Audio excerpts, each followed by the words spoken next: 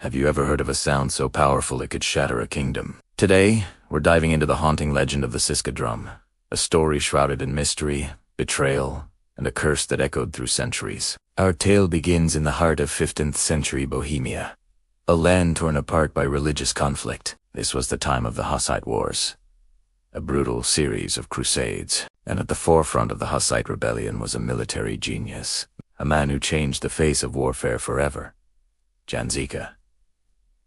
Zika was more than just a general. He was a symbol of defiance. Despite losing one eye in a childhood fight and the other in battle, he led his peasant armies to victory after victory against the heavily armored knights of the Holy Roman Empire. He was a master of unconventional tactics, using armored wagons called tabors to create mobile fortresses on the battlefield. His enemies feared him, and his followers revered him. He seemed invincible. But even legends are mortal. In 1424, during a siege, Zika fell victim not to a sword or an arrow, but to the plague. His death sent shockwaves through the Hussite ranks. They had lost their protector, their invincible leader. On his deathbed, surrounded by his most loyal commanders, Zika is said to have made a final, bizarre, and terrifying request. It's a request that would blur the lines between history and folklore. He commanded them, "Do not let my body decay in a tomb. Instead, skin me and stretch my hide over a drum." Why would he ask for something so gruesome? Zika's reasoning was as strategic in death as it was in life. He declared, "Even in death, I will lead you. When you beat this drum, our enemies will hear my voice and flee in terror. My spirit will march with you, and victory will be yours." His followers, devastated but obedient, honored his dying wish. They meticulously crafted the drum, stretching the skin of their revered general over a large wooden frame. The Siska drum was born. It wasn't just an instrument. It was a relic, a vessel believed to contain the undying will of their leader.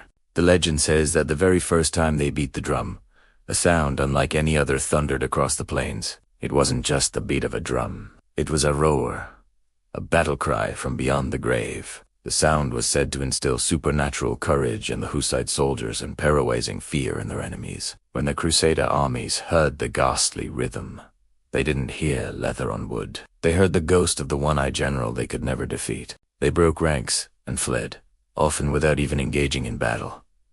The drum became the Hussites' most powerful weapon. For years, they carried it into every conflict, and for years, they remained undefeated. The legend of the Siska drum grew, a symbol of their unbreakable spirit.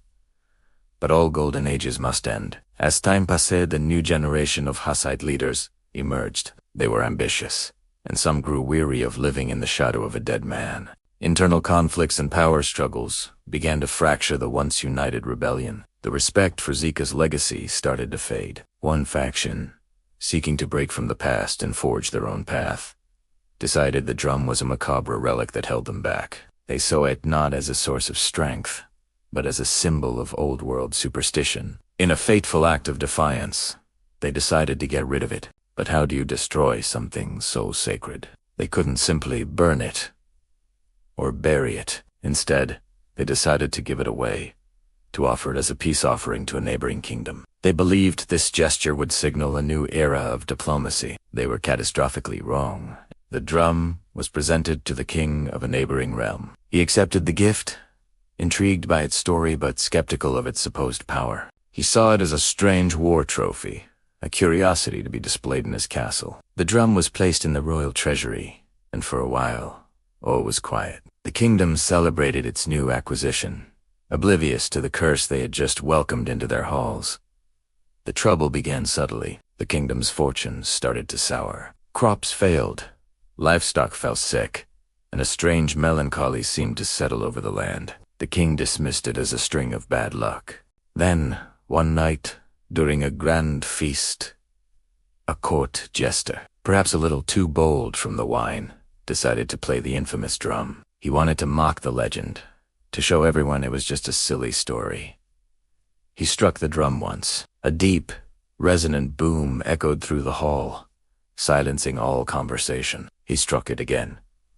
This time, the sound was deeper, angrier, and then a third time. The legend says that on the third strike, The drumhead split open. From the tear, a torrent of blood poured out, flooding the great hall.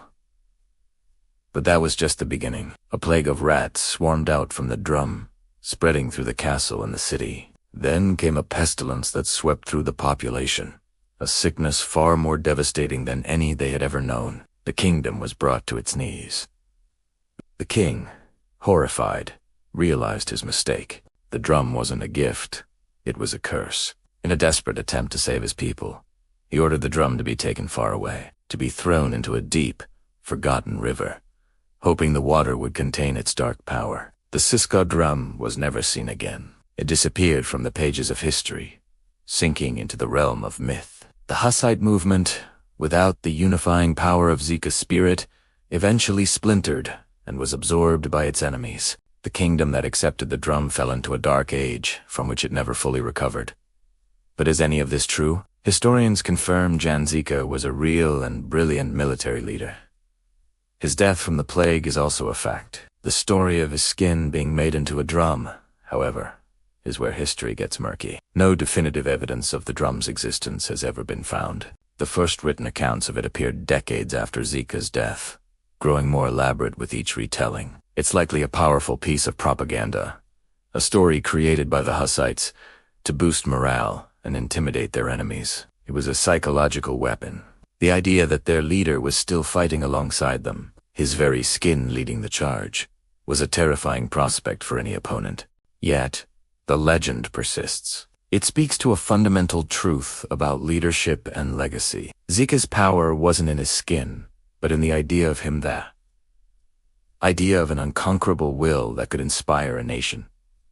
The drum was just a symbol of that idea. So, what do you think? Was the Siska drum a real, cursed artifact that led armies and destroyed a kingdom? Or was it one of the most successful pieces of psychological warfare in history? A story so powerful it became real in the minds of those who heard its phantom beat. The line between myth and reality is often blurred, and somewhere in that gray area lies the thunderous, terrifying tale of the Siska drum. Thanks for joining us on this journey into the past. If you love mysterious stories like this, make sure to hit that subscribe button and ring the bell so you need miss our next deep dive. Let us know in the comments what legend we should explore next. See you in the next video.